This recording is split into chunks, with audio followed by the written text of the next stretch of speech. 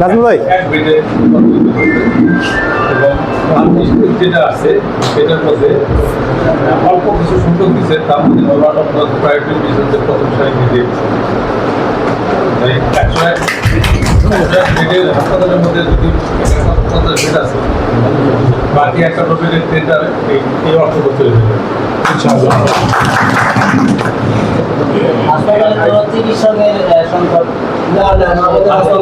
হাসপাতাল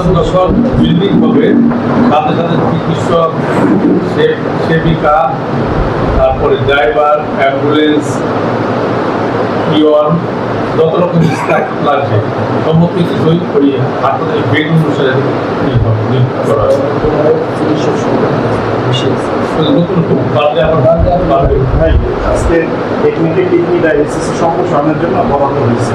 যেহেতু প্রত্যেক উপজেলা কিডনি ডায়ালিসিসের বিষয়টা সম্প্রসারণ হবে অর্জনকে অগ্রাধিকার দিই কারণ এই ভাবটা আপনি হাসপাতাল যেটা আগে হোক সেটাও তো আগে হোক অনেক বেশি আর কি একই সাথে